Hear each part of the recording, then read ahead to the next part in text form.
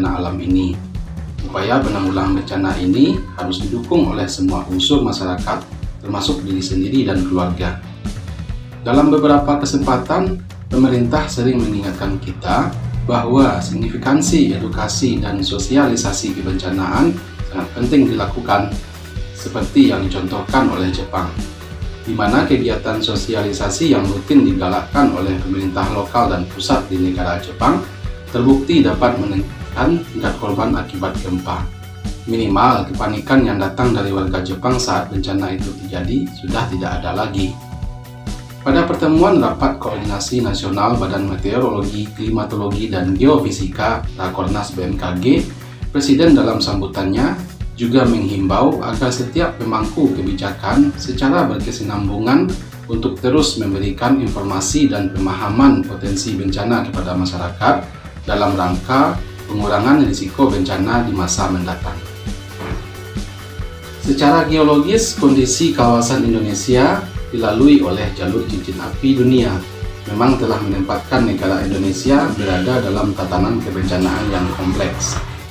Oleh karena itu, untuk penanganan dampak bencana yang akan datang, perlu dikaji lebih jauh tentang bagaimana kebencanaan itu mempengaruhi sisi kehidupan dan kondisi wilayah tertentu.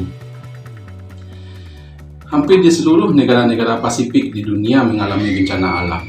Penyebabnya dapat beragam, baik yang diakibatkan oleh anomali peristiwa alam itu sendiri maupun yang diakibatkan oleh manusia. Secara umum, kejadian bencana alam lebih banyak terjadi karena kombinasi beberapa faktor seperti kemiskinan, kurangnya kemampuan, dan juga rendahnya tingkat pengetahuan. Yang kita pijak saat ini tidaklah diam seperti yang kita rasakan. Namun bumi ini terus bergerak, tak berhenti. Pergerakan bumi seperti yang dijelaskan dalam ayat di atas akan mengakibatkan antar lempeng bumi saling bertumbukan dan bergesekan. Secara keilmuan dapat dibuktikan di mana tumbukan antar lempeng bumi menurut ilmu geofisika akan mengakibatkan terjadinya gempa bumi. Semua yang rentan dan rawan yang ada di atas permukaan bumi itu, baik manusia, bangunan-bangunan maupun infrastruktur yang ada, maka akan terkena dampak dari gempa bumi tersebut. Dalam Al-Quran juga sudah diceritakan dengan sangat jelas bahwa selain karena sunatullah atau hukum alam, faktor lain yang juga menjadi penyebab bencana alam adalah karena ulah tangan atau perbuatan manusia yang tinggal di atasnya. Kita sering diingatkan dengan peristiwa gempa bumi yang sangat hebat dialami oleh kaum Nabi Lut di wilayah Sodom karena perbuatan menyimpang yang dilakukan oleh kaumnya. Peristiwa ini dijelaskan dalam surat Asy-Syu'ara ayat 173 yang berbunyi, "Kami menghujani mereka dengan batu belerang keras sebagaimana tanah liat yang terbakar secara bertubi-tubi." Kemudian kita juga diberitahu tentang kisah kaum Nabi Nuh yang durhaka kepada Nabi Nuh. Akibat kedurhakaan mereka itu, Allah menghukumnya dengan mendatangkan banjir besar. Mereka yang patuh dan taat kepada Nabi Nuh, termasuk juga hewan-hewan, diselamatkan dari bencana banjir besar itu.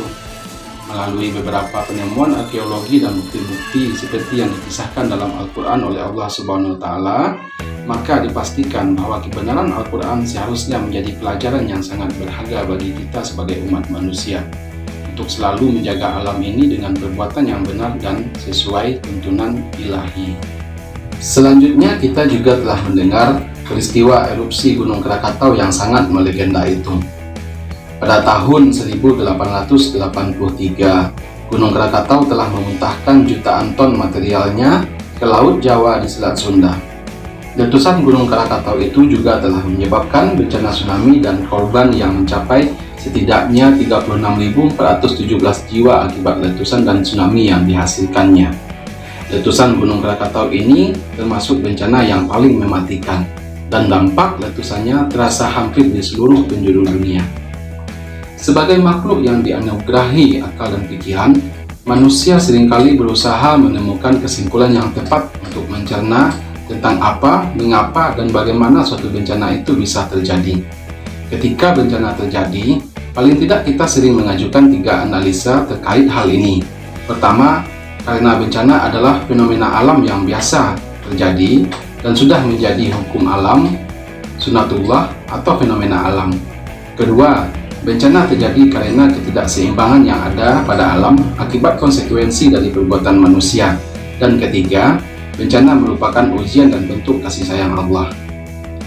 Melihat analisa pertama, dari kacamata ilmu pengetahuan, ini dapat dipahami bahwa bencana terjadi karena proses atau fenomena alam itu sendiri.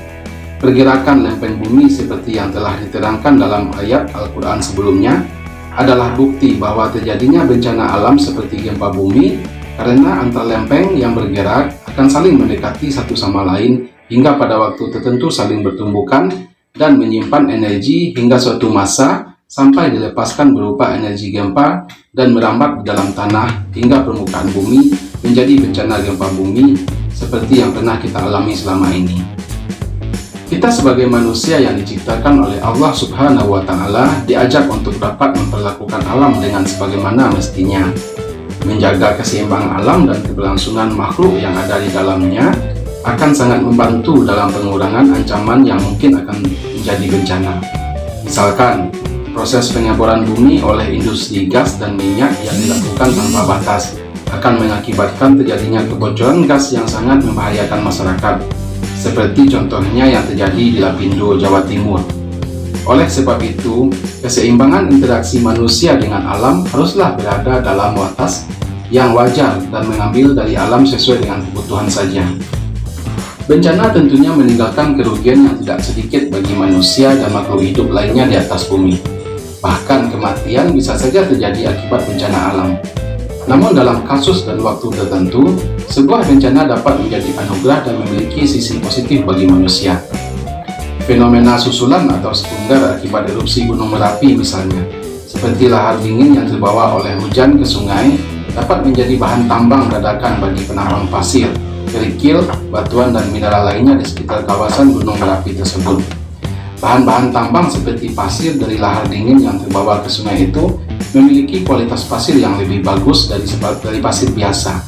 Selain itu, mineral-mineral yang dihasilkan dari lava yang dimuntahkan oleh Gunung Merapi dapat menyuburkan tanaman dan tumbuhan lainnya. Terjadinya sebuah bencana telah menyebabkan terciptanya rasa sosial dan kepedulian yang tinggi. Di negara manapun di dunia ini, tanpa memandang suku, ras, golongan, dan bangsa, akan dengan sadar tanpa diminta datang memberi bantuan secara sukarela kepada korban bencana. Tingginya tanggung jawab sosial antar sesama dalam bantuan kebencanaan ini adalah anugerah yang tak ternilai oleh bentuk apapun, sehingga dengan ini dapat memperkokoh dan mempersatukan bangsa dan negara ini hingga nanti. Negara Kesatuan Republik Indonesia berada dalam tatanan geologi, geografi, dan hidrologi yang rumit dan bervariasi, dan salah satu wilayah Pasifik yang memiliki gugusan gunung berapi yang aktif. Kondisi ini tentu menjadi perhatian bagi kita bersama, bahwa kemungkinan terjadinya bencana di wilayah NKRI ini tentu lebih besar. Potensi ini jika dibiarkan terus-menerus maka akan menjadi ancaman di masa mendatang. Pelajaran berharga dari bencana-bencana besar yang pernah terjadi di wilayah kita NKRI ini telah mengingatkan kita bahwa persepsi dan paradigma lama masyarakat terhadap bencana harus berubah, yang awalnya berfokus kepada upaya tanggap darurat dan penanganan setelah bencana terjadi, sekarang beralih pada upaya peningkatan kapasitas masyarakat menghadapi bencana melalui pengetahuan dan pendidikan kebencanaan, dengan meningkatkan sosialisasi dari tingkat bawah hingga tingkat yang paling atas. Namun saat ini, pendidikan dan pengetahuan kebencanaan belum banyak dimanfaatkan secara luas dan merata oleh sebagian masyarakat kita. Sementara upaya-upaya seperti simulasi dan sosialisasi kebencanaan sudah dilakukan oleh pihak-pihak dan pemangku kebijakan terkait. Tetapi upaya tersebut masih belum menyeluruh dan belum sistematis, sehingga informasi tentang kebencanaan sering terputus dan tidak menerus. Tentunya harus menjadi perhatian kita bersama bahwa kesempatan untuk memiliki pengetahuan kebencanaan melalui pendidikan kebencanaan yang diberikan oleh pemangku kebijakan itu sebaiknya dapat dimanfaatkan dengan maksimal.